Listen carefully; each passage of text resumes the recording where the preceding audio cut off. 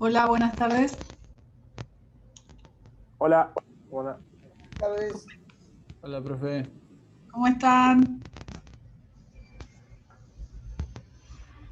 Buenas Bien. tardes. Bueno, me alegro. A ver si se están... Algunos se suman, otros se bajan.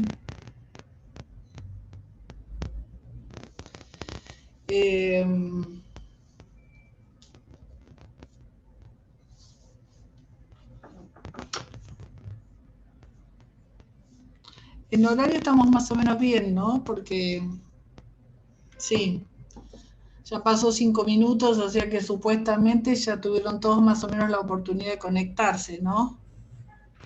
Sí, ya estamos. Igual podemos esperar un... Ya estamos, ¿no? Son más o menos los que han quedado en la segunda parte de la cursada, no son muchos más, ¿no? Creo que no. Se está conectando Caledoni. Bueno, vamos a hablar hoy, chicos, de la bolilla 23 que habla de instrumentos públicos. Eh, es una bolilla extensa. Yo a veces hago chistes y digo que no me gusta o es aburrida, en realidad porque habla de muchas cuestiones vinculadas a la formalidad y de los actos jurídicos formales en materia de los escribanos en general y por eso es que en la organización de la cátedra casi siempre la ha dado el doctor Sansisi, pero que esta comisión, como cambiamos la organización, se fue a la otra comisión y me tocó a mí. Pero bueno, vamos a ponerle el pecho y vamos a hablar de escritura pública, vamos a hablar de instrumentos públicos primero y bueno, es un tema importante, más allá de que ustedes en el futuro se dediquen o no la materia notarial, piensen o no ejercer como escribanos, es importante analizar este tema de instrumentos públicos, las escrituras públicas que son de una de las especies de instrumentos públicos, la más difundida o más común, pero que no es la única especie de instrumentos públicos. La escritura es lo más común, pero bueno, hay otros instrumentos públicos, títulos de la deuda. Bueno, ahora lo vamos a ver. Yo, en realidad, les decía que es muy importante porque también es indispensable distinguirlos con lo que son los instrumentos privados, que lo deben haber visto, estaba revisando recién el crono, ayer vieron instrumentos privados con el doctor Juárez, seguramente. Sí, ayer Claro, sí, ayer tocaba eso. Justamente los instrumentos privados, en oposición a los instrumentos públicos, que es el tema de hoy, o no en oposición, sino la distinción más importante, es que los instrumentos públicos hacen plena fe. Ahora después vamos a explicar esto de la fe pública, ¿no?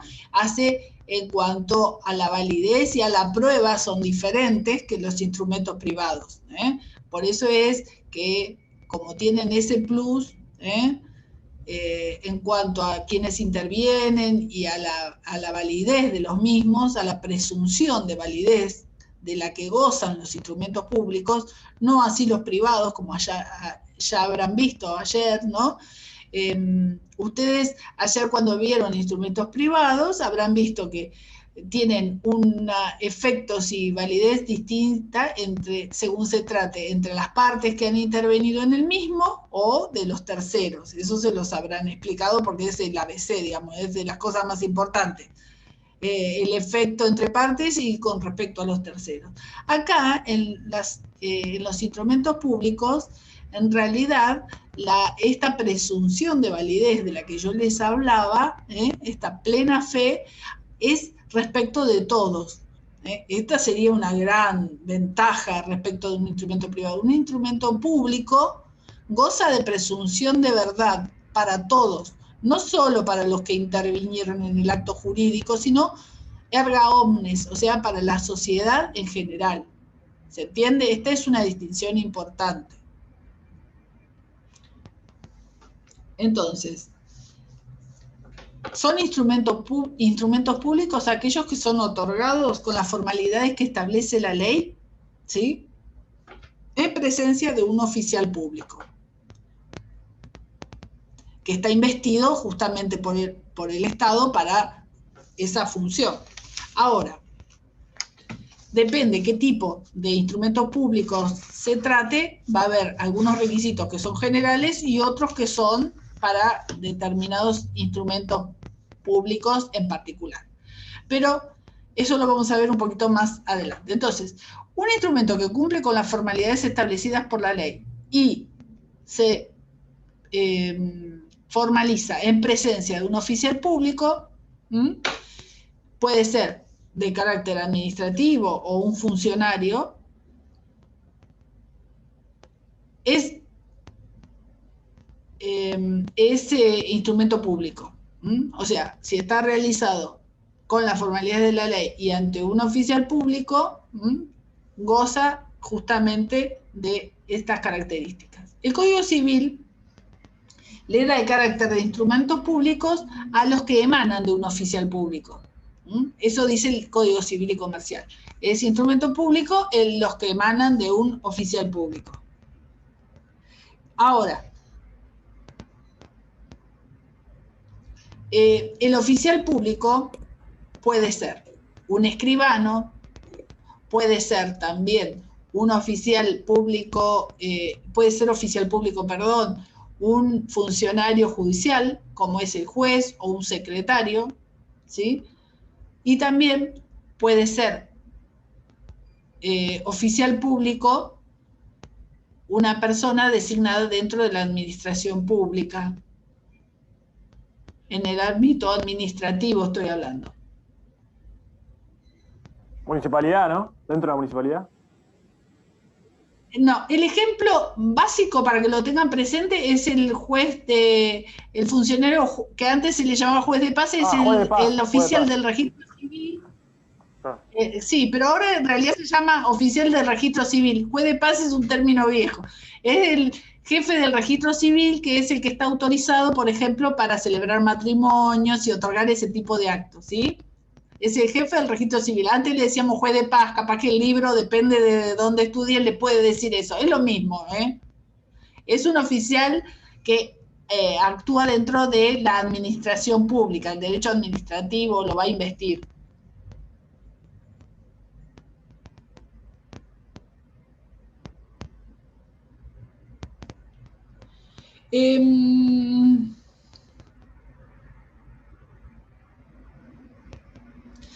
Los instrumentos públicos, ¿sí? Los instrumentos públicos en general se formalizan o redactan para acreditar todo tipo de actos o de hechos jurídicos.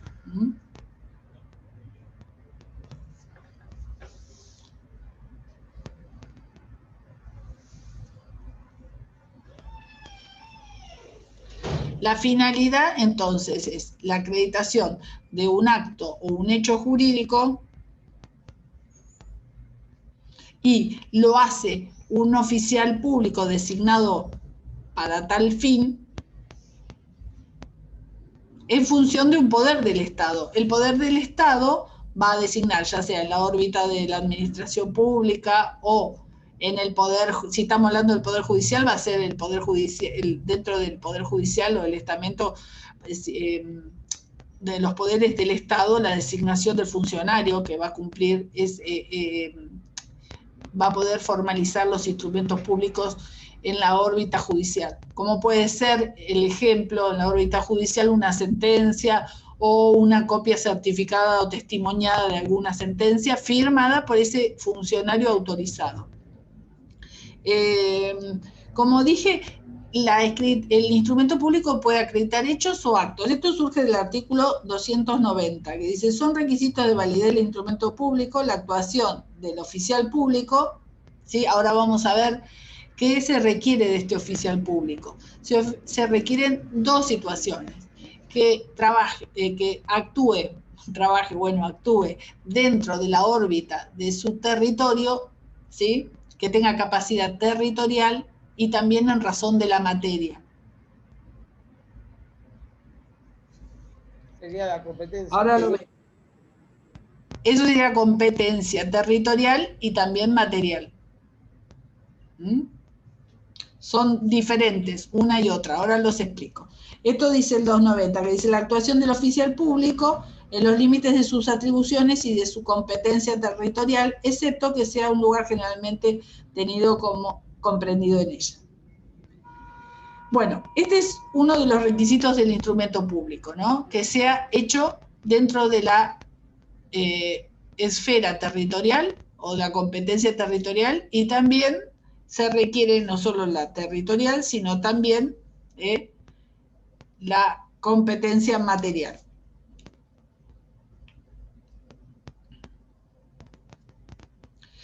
La territorial tiene que ver justamente, o la competencia territorial, tiene que ver justamente para la jurisdicción en la que ha sido designado, ¿sí? Ese es el principio general. Puede otorgar un instrumento público dentro de su competencia territorial. Hay una excepción ahí que dice la última parte de este inciso, es que salvo que ese lugar sea tenido como parte, como formando parte de la competencia, usualmente, qué sé yo, ¿cómo sería de Mar del Plata, Miramar, una cosa así? ¿Qué quiere decir, además, en los límites o atribuciones de su competencia territorial? Que no puede hacerlo fuera de ese territorio.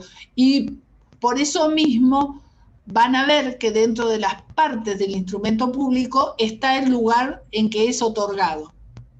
Lugar, ahí va a estar dada la competencia territorial. Un escribano designado en el Partido General Pueyrredón, cuando redacta una escritura, dice Mar del Plata, está dentro de su competencia territorial. ¿Está claro? Esto es en razón de la competencia territorial. En razón de la materia, tiene que ver justamente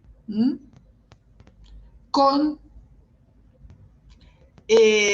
la función o con la investidura que le ha sido dada por el Estado. ¿Para qué materia ha estado investido? Un escribano público puede, justamente por su investidura, realizar todo tipo de escrituras públicas. Escrituras públicas y también instrumentos públicos, en general. Actas notariales, protocolizaciones. Pero hay algunos instrumentos públicos que en razón de la materia son específicos. Un oficial o un jefe, el jefe del registro civil, dentro de su materia puede celebrar matrimonio, pero no puede hacer una escritura de dominio. ¿Está claro? Y viceversa tampoco. ¿Cómo? Y al revés tampoco. Un escribano claro, no puede Manuel. celebrar un matrimonio. Bien. Exactamente. Hubo ahí unos intentos de modificación y qué sé yo, de reglamentación, pero no, en concreto no se hace. ¿Está bien? Entonces, la capacidad en razón de la materia está dada por eso.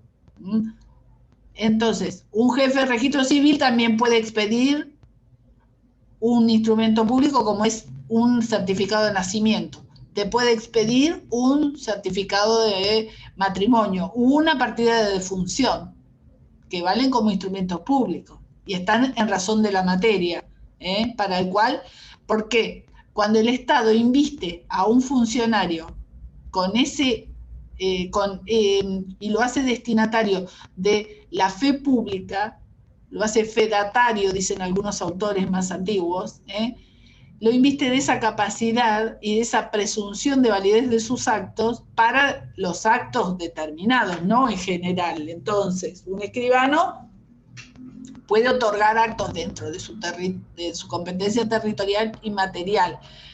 Un oficial del registro civil puede, dentro de su competencia territorial y material, lo mismo un oficial público del Poder Judicial. Puede certificar copias o expedir testimonio de sentencia, pero no va a poder dictar una sentencia, no va a poder, por ejemplo, celebrar un matrimonio, un secretario de un juzgado. No está dentro de su competencia material. ¿Se entiende esto? Sí, entiendo. O sea, hay oficiales públicos que van a otorgar instrumentos públicos en las esferas administrativas, judiciales, ¿Mm? Y también están los escribanos públicos, pero que todos van a actuar dentro del límite de su investidura que los habilita en la competencia material y en la competencia territorial, ¿sí? Necesitan las dos cosas. No solo actuar dentro de su territorio, sino también en la materia para la cual están investidos. ¿Está claro? Sí, sí, sí. Entonces, Será. el 290, que habla de los requisitos del instrumento público, dice que entonces necesita la actuación de un oficial público en el límite de sus atribuciones y de su competencia territorial. Ese sería el inciso 1. Y en el inciso 2 dice la firma del oficial público de las partes, y en su caso de los representantes, también es otro de los requisitos que tienen los instrumentos públicos, ¿sí? Hay requisitos entonces formales, que son los que emanan de las atribuciones y capacidad del oficial público. ¿Mm? Esos son requisitos formales. ¿Por qué? Porque hacen a la fe pública, como les dije. ¿La fe pública qué es? Si te preguntan así rápidamente, es un bien social. Eso dicen algunos autores. Bien social, ¿por qué? Porque está dada, se supone, para beneficiar a todos, en beneficio de todos. Claro, a favor de ¿Cómo? todos. A favor En favor de de todos. Claro, justamente. Porque esa función es en favor de todos. Favorece a la sociedad en su conjunto. Obviamente, vuelvo a aclarar, dentro de la órbita de territorio y materia, ¿no es cierto? Hay oficiales públicos que van a hacer fe de lo que actúen en la esfera judicial, administrativa, o también el funcionario público, escribano público, que va a tener competencia material y territorial para diversos actos. Entonces, ¿qué tipo de instrumentos públicos conocemos? Bueno, no solo las escrituras públicas que mencionamos al principio y que son las más comunes, hay otros instrumentos públicos como son las actas de sesiones parlamentarias y las resoluciones parlamentarias también se consideran instrumentos públicos. Los informes y certificados emitidos por los registros correspondientes. Ya hablamos de certificado de nacimiento, podemos mencionar algunos más que ustedes ya han visto. Por ejemplo, los certificados expedidos por el registro de la propiedad, inmueble. Esos también son instrumentos públicos, ¿sí? También las copias certificadas que expiden los escribanos, o puede ser un secretario de un juzgado, son instrumentos públicos. También son instrumentos públicos las cédulas de notificación que uno pueda recibir. Las actas notariales que realizan los escribanos también son instrumentos públicos. Actas notariales es otra especie de instrumento público que pueden realizar los escribanos, ¿no? Esta enumeración está en... Los documentos de identidad. Claro, el DNI, por ejemplo. Un DNI es un instrumento público. Los títulos emitidos por el Estado, títulos del Estado, esos están en el 289, tienen una enumeración que no es taxativa, ¿no es cierto? Ahí están mencionados las escrituras públicas, sus copias o testimonios, los instrumentos que expiden los escribanos o funcionarios públicos con los requisitos que establecen la ley, los títulos emitidos por el Estado Nacional y conforme las autorizaciones de la ley. Títulos emitidos por el Estado Nacional, en general hablamos de títulos de deuda, ¿no es cierto?, que emiten los estados cuando contraen deuda. Esos son instrumentos públicos. Estos, como dije, enumerados en el 289, son un enunciado, no se agota con eso, porque acá ya mencionamos todos estos ejemplos, incluso el que ha dicho Fernán, y otros más que se nos puedan ocurrir, de instrumentos públicos que no están mencionados ahí, pero que se van a considerar instrumentos públicos en tanto y en cuanto que...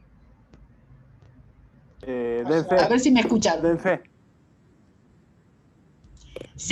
Pero para que den fe, lo anterior es que hayan sido dictados, digamos, por una... otorgados, claro, Exacto, otorgados Ah, conforme a la ley y por un oficial público. Intervenido por oficial público.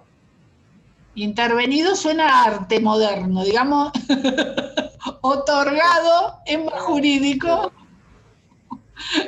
otorgado es un poco más jurídico, entonces es otorgado por un oficial público conforme las previsiones de la ley. ¿Está bien? Sí. Eso, Sí. entonces, cuando se cumple con esos requisitos, estamos en presencia de un instrumento público. ¿Mm? En cualquiera de estas variedades, ¿no es cierto? Los requisitos de la ley que mencionamos, la actuación del oficial público, ya dijimos, dentro de la esfera de su territorio y de su competencia. Y también que el instrumento, esto está en el artículo 290, que intervenga el oficial público dentro de la esfera de territorio y materia, y en el segundo inciso dice que esté firmado por los que intervienen en el acto, Y por el oficial. las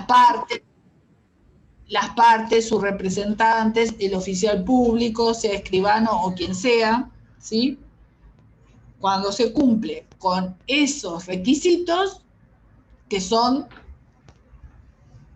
hacen también a requisitos generales, ¿no es cierto? Después vamos a ver que hay algunos que tienen requisitos particulares. Algunos instrumentos públicos requieren, por ejemplo, testigos. No todos. Si uno va a realizar un acto jurídico determinado, en general, como puede ser una compraventa inmobiliaria, no hace falta testigos. Uno va a hacer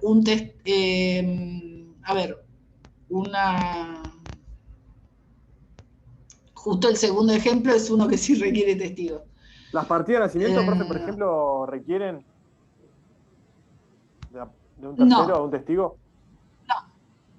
No, lo que requiere testigos, primero la ley clasifica de testigos instrumentales y honorarios. Los que son instrumentales o que son necesarios son, por ejemplo, el más común es en el testamento hecho por escritura pública. El testamento hecho por escritura pública requiere la presencia de testigos. ¿Testigos instrumentales? Instrumental. Y los otros son honorarios. Por ejemplo, en el matrimonio se requieren también testigos, pero esos testigos son honorarios.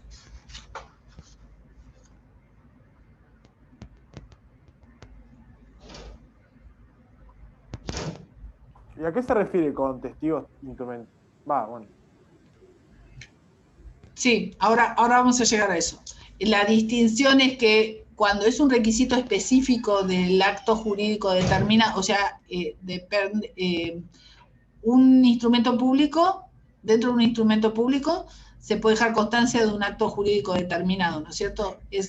Se busca esa formalidad para el acto jurídico. En el acto jurídico testamento, en general, estos testigos vienen a confirmar la capacidad del otorgante. Entonces son instrumentales, son esenciales y tienen que estar, porque si no, al instrumento le falta un requisito que es esencial y ya no vale como instrumento público. Perdónenme que voy a contestar con esta.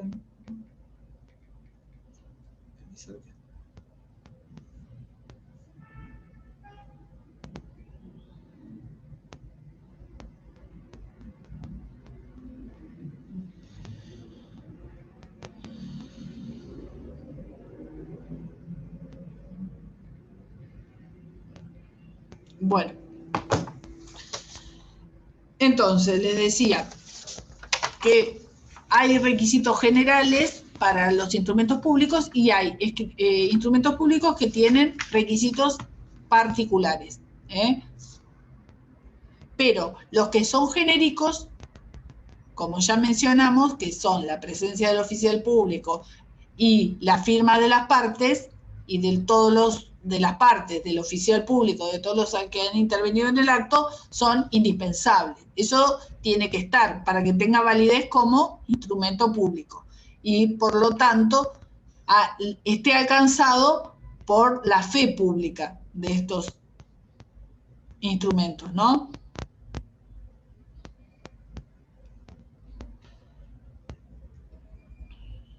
Sí, sí, sí.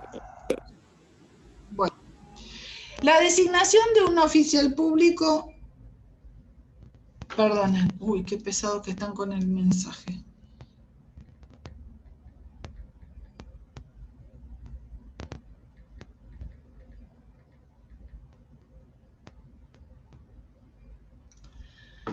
Perdón, pero era un cliente al que le hicieron hoy una diligencia y está un poco nervioso.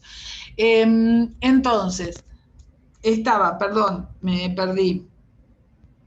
La designación del oficial público se llama investidura. Cuando se está investido, ¿sí?,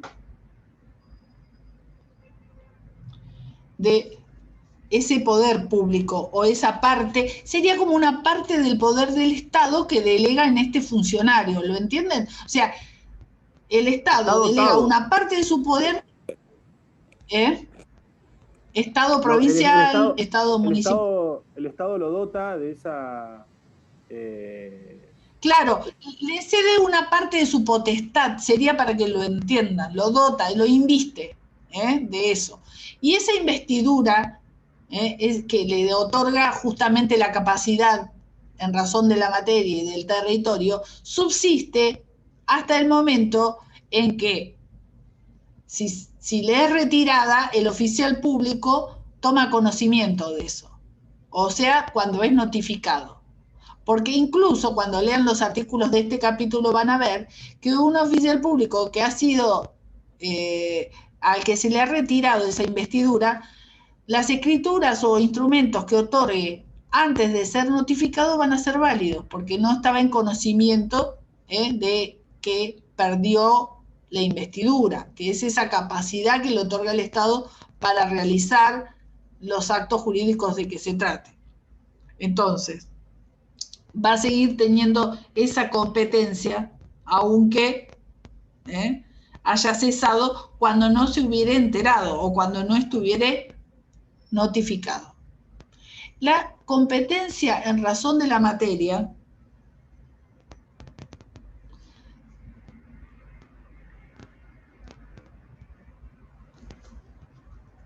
tiene que ver con el tipo de actos que tiene autorizado realizar. Y también, en razón de ello, hay algunos actos que están prohibidos. En razón, estoy hablando específicamente del artículo 291. Hay actos en los cuales el oficial público no puede intervenir. Y estos son en los cuales son parte su cónyuge, convivientes, parientes suyos, asuntos en los cuales él tenga un interés. En estos no va a poder intervenir. Es de ningún valor, dice el código, el instrumento autorizado por un funcionario público en asuntos en el que su cónyuge, su conviviente o un pariente suyo dentro del cuarto grado o el segundo de afinidad sean personalmente interesados. Esto es también una prohibición que tiene que ver con la materia del acto, ¿no? Acá ya estamos hablando de competencia material, no territorial, pero no podrían intervenir si ellos son parte interesada en el objeto del acto o algún familiar directo de ellos.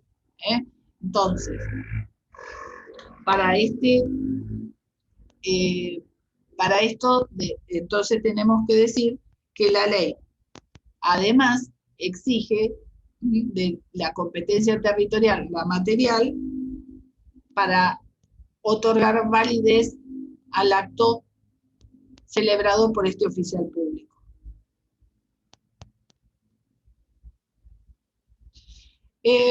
Con respecto a la firma, que es uno de los requisitos que ya vimos que es indispensable para todos los instrumentos públicos, vemos que es así, salvo en algunas excepciones en las cuales se permite la firma facsímil. Por ejemplo, en los títulos de deuda o incluso en el papel moneda. Ustedes ven que tienen en general impresa la firma del presidente del Banco Central, porque sería materialmente imposible que esto se realizara uno a uno. Entonces, está permitido por la ley, específicamente, en estos supuestos excepcionales, que la firma no sea estampada de puño y letra que otorga ese acto.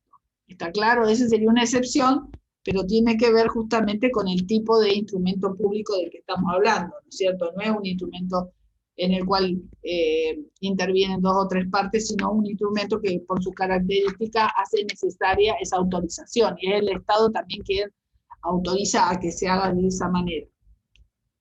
Entonces, dijimos que la firma es un requisito, la presencia de testigos cuando para el acto determinado se requiera, el cumplimiento de las formalidades que establece la ley, y de las cuales diremos que genérico es, por ejemplo, salvar los errores que tenga cualquier instrumento público al final del mismo. Las enmiendas o raspaduras, digamos, eso es un requisito formal que tienen todos los instrumentos y que deben estar salvados para justamente tener validez.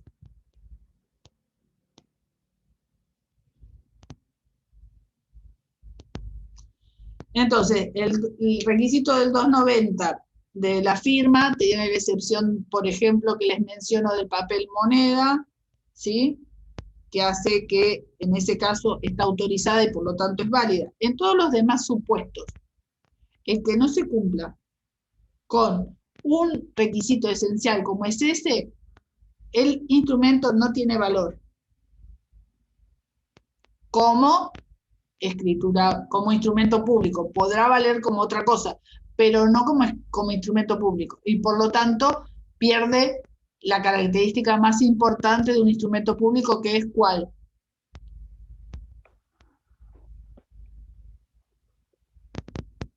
Tener fe pública. La fe pública.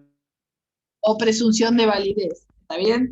Por eso es que el 309 dice, el artículo 309 dice, ahí voy, son nulas las escrituras que no tengan la designación del tiempo, el lugar, que sean hechas y lugar en que sean hechas el nombre de los otorgantes, la firma del escribano y de las partes, la firma ruego. Acá habla de todos los requisitos, pero ven como la firma, que es uno de los elementos esenciales, y la falta de la misma hace que ese instrumento sea nulo. Sea nulo. ¿Está bien? Le falta firma, es nulo, no vale como instrumento público. Bueno, ya dijimos que en los instrumentos de los que se requiera se consideran requisitos los testigos, los instrumentales y los honorarios. Esto ya lo mencionamos.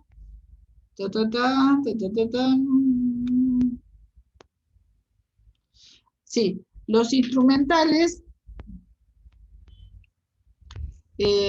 cuando son requeridos para el acto jurídico determinado, tienen que ser, esto es otra cosa, tienen que ser capaces. O sea, cuando el acto jurídico requiere un testigo, ese testigo debe ser capaz. Está en el artículo 275.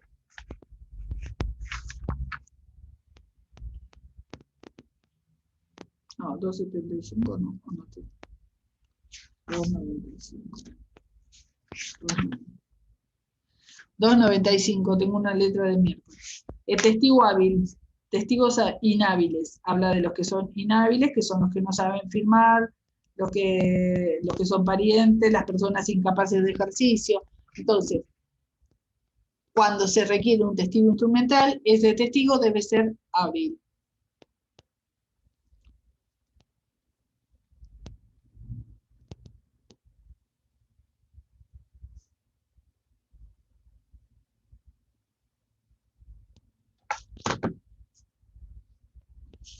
Voy a apagar el celular porque me está volviendo loca. Listo. Bueno.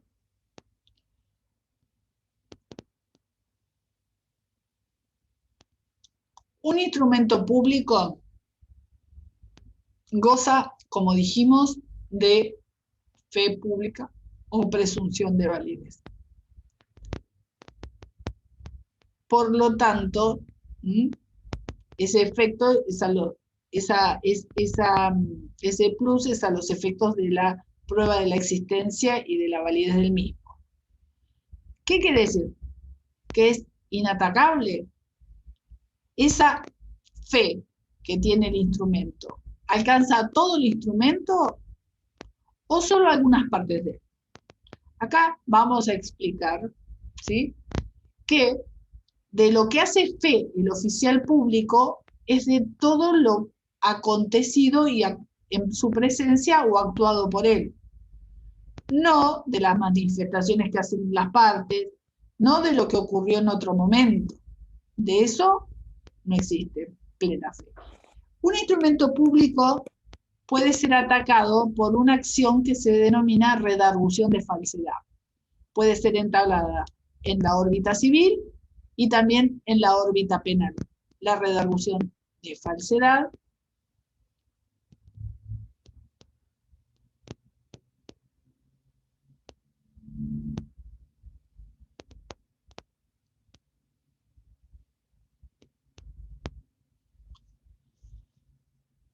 en órbita civil, como les digo, puede ser entablada en órbita civil y penal, o si se hace en las dos a la misma vez, la órbita penal se considera que debe tener debe expedirse primero, entonces no puede haber una sentencia después civil contradictoria con lo que sea la sentencia o la resolución del juzgado penal. Como les decía, de la querella criminal, ¿no? Para analizar este tema y de cómo se puede atacar un instrumento público o qué partes gozan de esa presunción, yo les dije que goza de presunción los actos realizados ante el escribano público. Pero un instrumento público tiene otras o más partes, ¿sí? Entonces, vamos a explicar cuáles son para que entiendan esto. En el instrumento público, más allá de las cuestiones formales del encabezado, del acto jurídico de que se trate, y de las partes intervinientes, de la capacidad de las mismas, el escribano o el oficial público va a relatar un acto jurídico o un hecho jurídico, porque dijimos que los instrumentos públicos podían tratarse de hechos o actos jurídicos. Entonces, el oficial público va a relatar un hecho o un acto jurídico. Si ese hecho o acto jurídico aconteció en su presencia, lo va a decir. Si él intervino, por ejemplo, si celebró un matrimonio, también lo va a decir.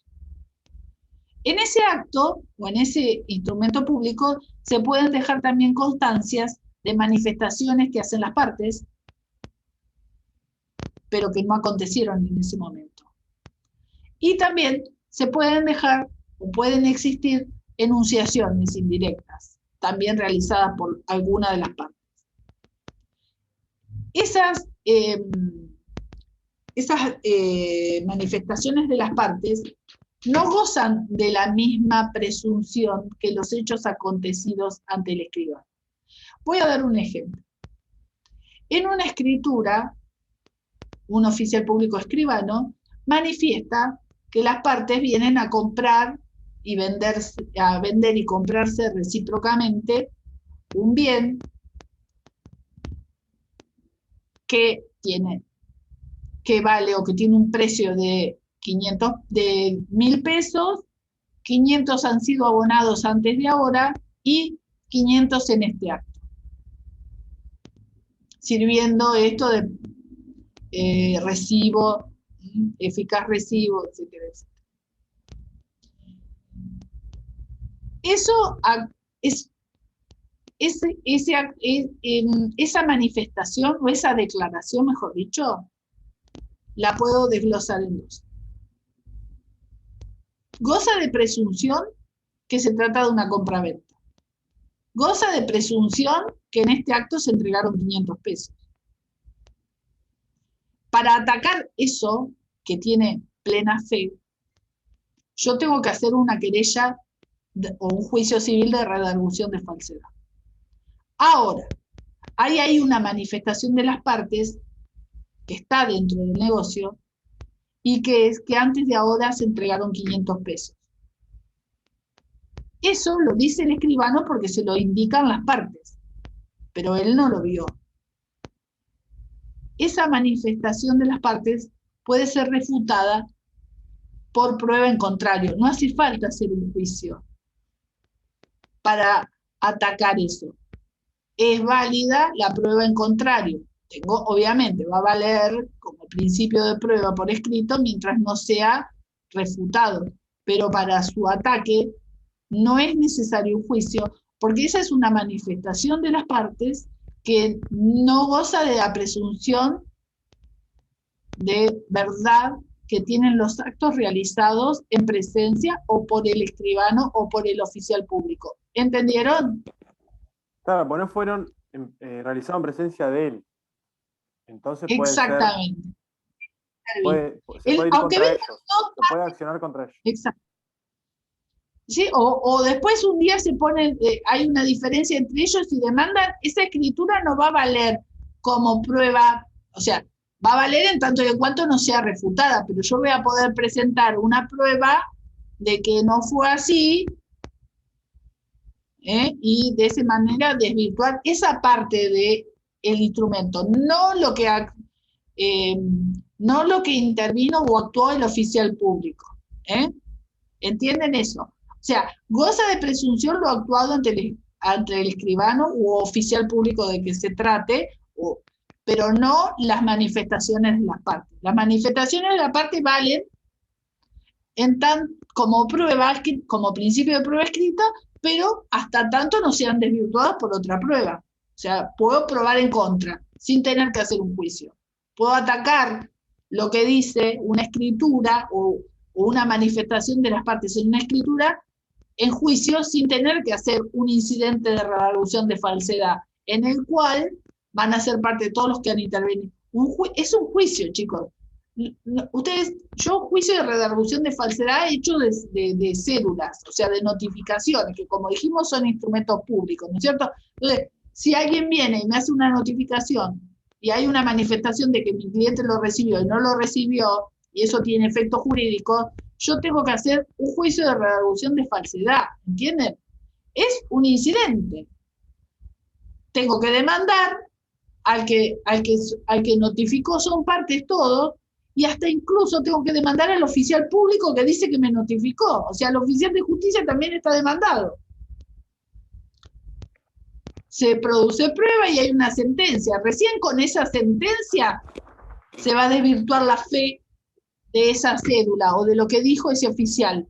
¿Entienden la gravedad y la diferencia? Sí. Porque lo que dice el oficial de justicia hace fe. Si él dice que me notificó, no importa que se la comió el perro o la tiró en la otra cuadra. Yo tengo que probar que no me notificó en un juicio. En un juicio.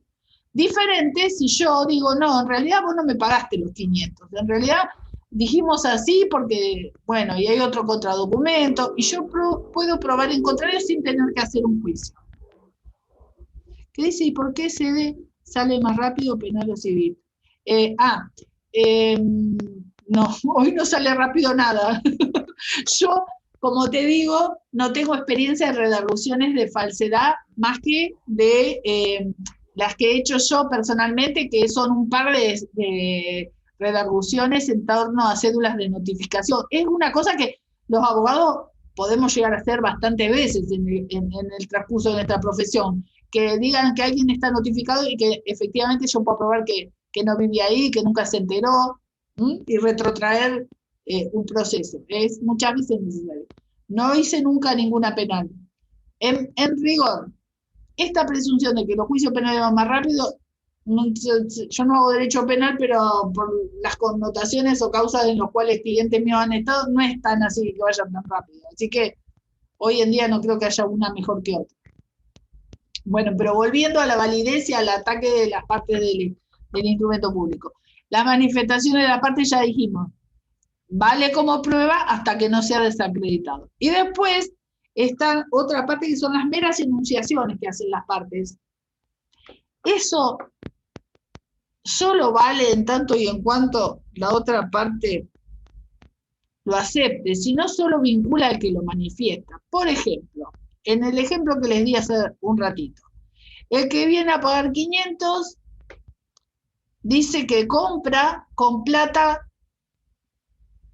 que tenía o que le regaló la madre, o que no pertenece a la sociedad conyugal, o con plata propia, una manifestación que se hace a veces tratando de eludir la sociedad conyugal. Eso es una mera manifestación, vincula al que la hace. Salvo que el otro la acepte, no tiene validez. No es oponible, digamos, no es que no sea válida, no es oponible al otro si el otro no lo acepta. La manifestación de una sola parte vale respecto de ella. Vale respecto de ella. Entonces, esa es la fuerza probatoria del instrumento público, ¿sí? Del instrumento público. Y cómo se impugna su contenido teniendo en cuenta qué parte del contenido van a ser la que queremos impugnar.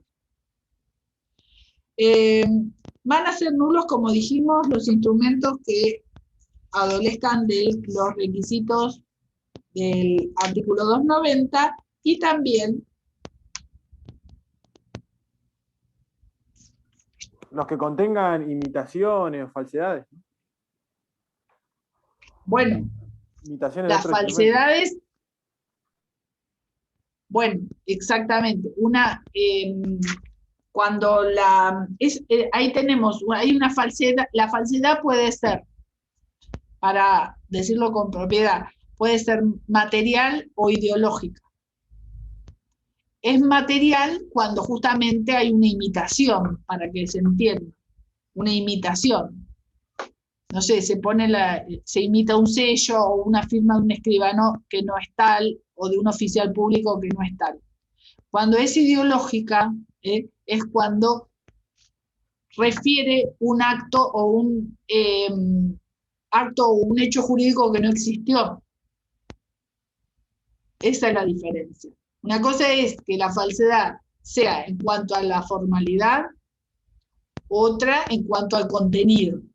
Esa es otra diferencia.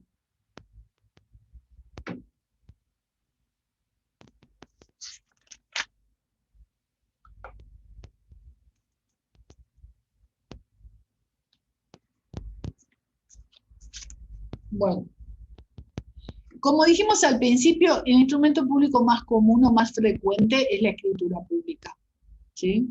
La escritura pública, que es formalizada por los escribanos, empieza a partir del artículo 299. Es un instrumento, escritura pública es el instrumento matriz extendido en el protocolo de un escribano o de un funcionario autorizado para ejercer las mismas funciones, que contiene uno o más actos jurídicos. La copia o testimonio de las escrituras públicas se piden los escribanos en el instrumento público y hace plena fe como la escritura matriz. Si hay alguna variación entre esta, la copia y el testimonio, se debe estar al contenido de la matriz.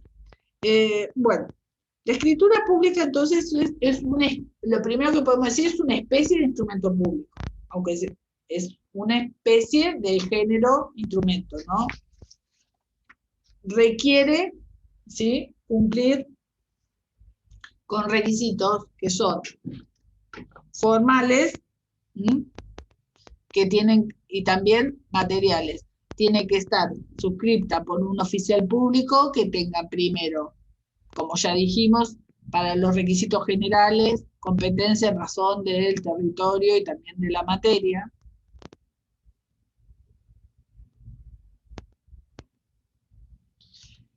Debe ser redactada en el libro de protocolo del escribano. El libro de protocolo del escribano. Todo esto está legislado, como ya les dije, yo no me voy a poner a hablar del notariado latino, en la ley 12990 de ejercicio del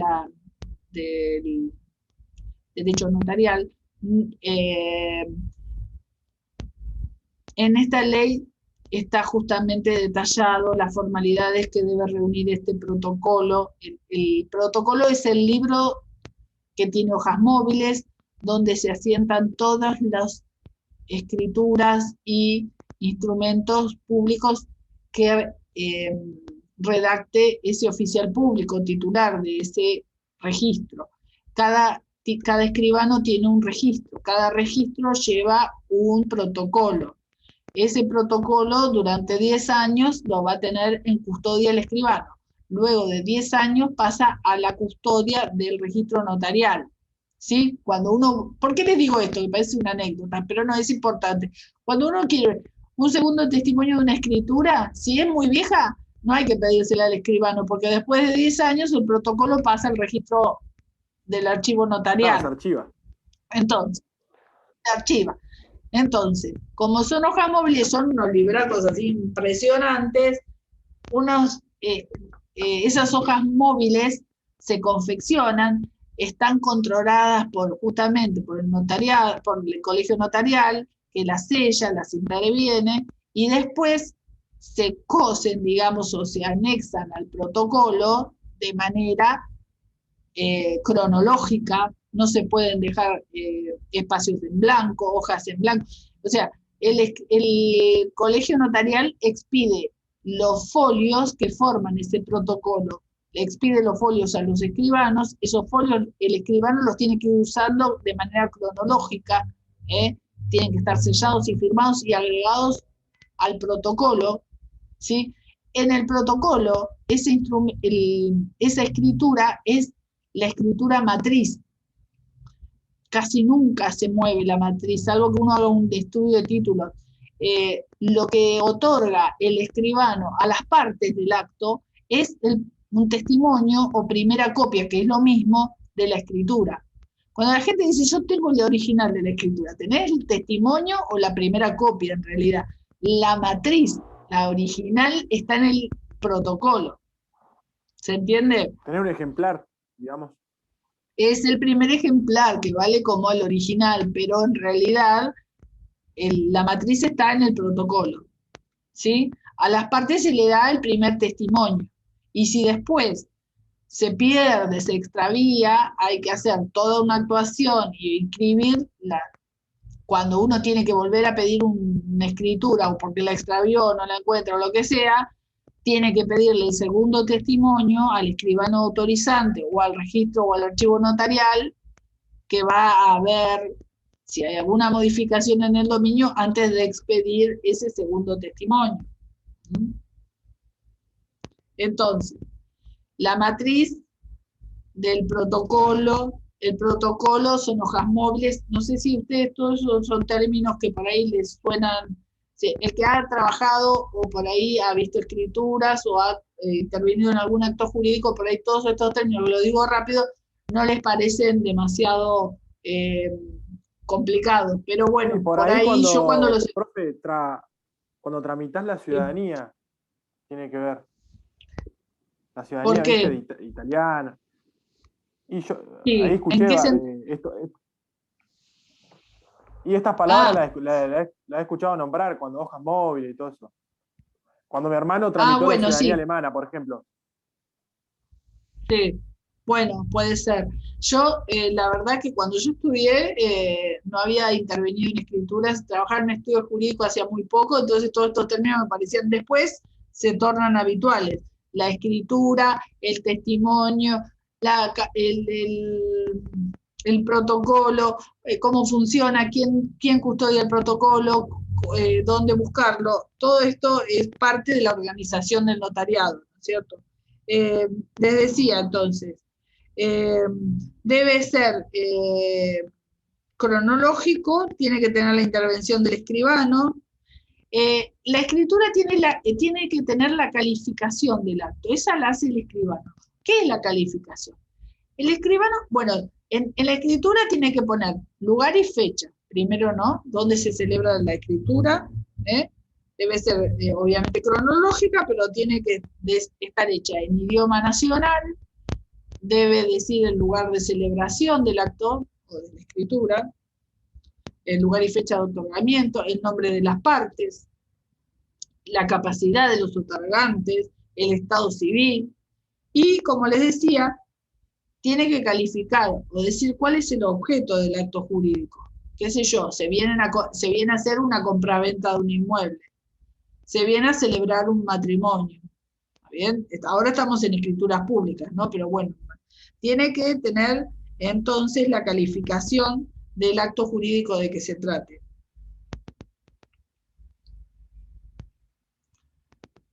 Las condiciones, después se debe dejar constancia de que dentro de la escritura pública, que se le ha leído a las partes el contenido de la misma, es un requisito de validez. Tiene que tener todas las salvaduras, enmiendas y correcciones que requiera antes del último requisito, que es la firma de las partes otorgantes, no sé, los otorgantes, partes o representantes, y del escribano.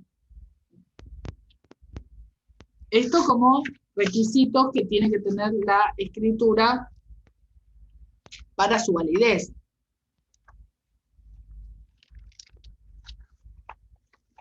Estado civil también. Sí, lo dije, estado civil. Nombre, capacidad, estado civil de las partes. Ustedes, si alguna vez leyeron alguna escritura, verán que dice fulano de tal, DNI tal, casado o soltero, persona hábil, de mi conocimiento doy fe, ¿no? Es la fe de conocimiento, que ahora está discutida, en realidad no se le requiere como tal al escribano, ¿no? Pero que sí era un requisito que comúnmente estaba aceptado, y en todas las escrituras, las más viejas, uno leía este enunciado, que el escribano daba fe de la capacidad de las partes.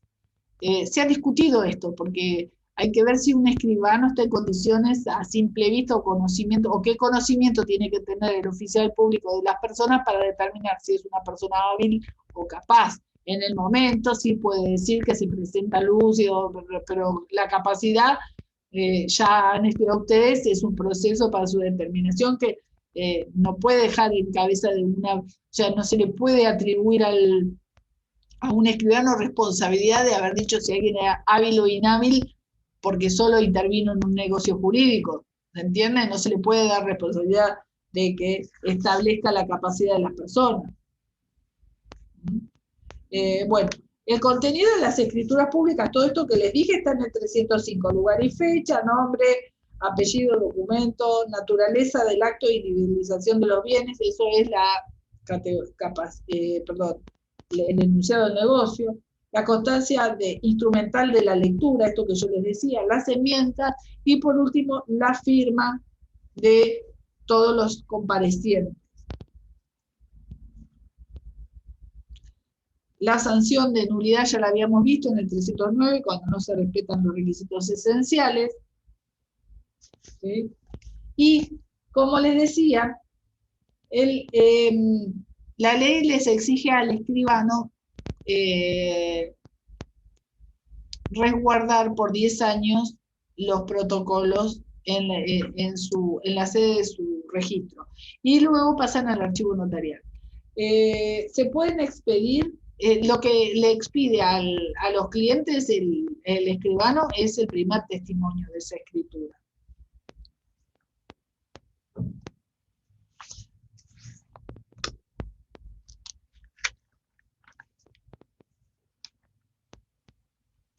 También se pueden pedir segundas copias, como yo les dije, obviamente, y lo de la nulidad por el vicio en las formas está en el 305 y 309. Hay otro tipo de instrumentos públicos que, además de las escrituras que vamos a mencionar o que vienen al caso, que son bastante habituales, como son las denominadas actas de los escribanos.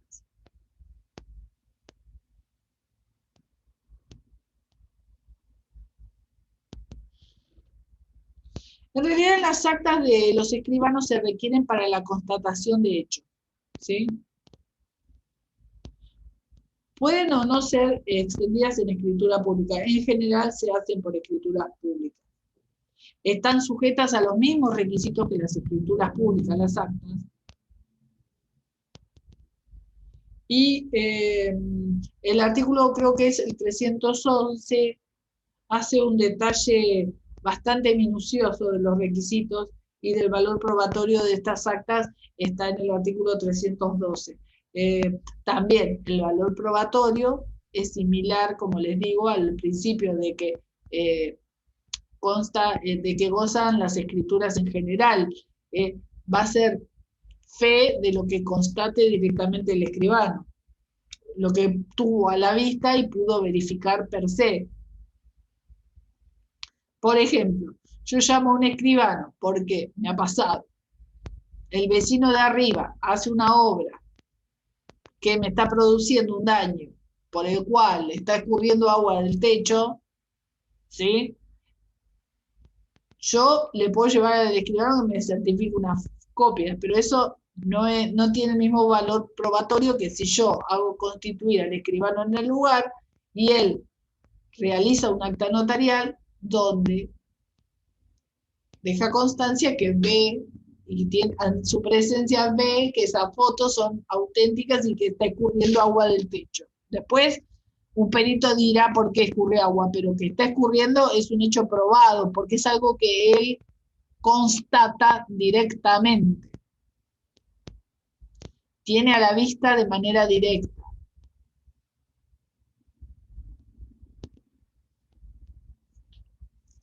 Sí. ¿Qué diferencia tiene con, por ejemplo, la denuncia? O sea, denunciar que hay, por ejemplo, el ejemplo que diste vos, que te están... Y nada, en la prueba, la fe pública.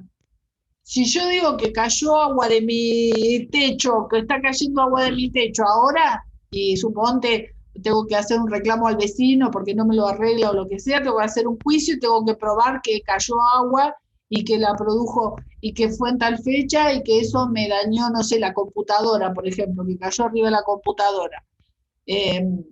Si bien si bien el escribano y constata que está cayendo el agua, ve que está justo arriba de donde yo tengo ubicada la computadora y todo, todos son hechos ya probados, adelanto la prueba, eso hace plena fe en un juicio posterior. ¿Mm? Después podré discutir la extensión del daño, pero que vino de arriba ya no hay discusión, porque podría decir que, no sé, que se escurrió no sé, suponte, por las aberturas y que no es producido de una rotura de arriba. El de arriba podría defenderse diciendo, no, el daño no lo ocasioné yo, sino que porque llovió un fenómeno meteorológico ingresó agua por la abertura.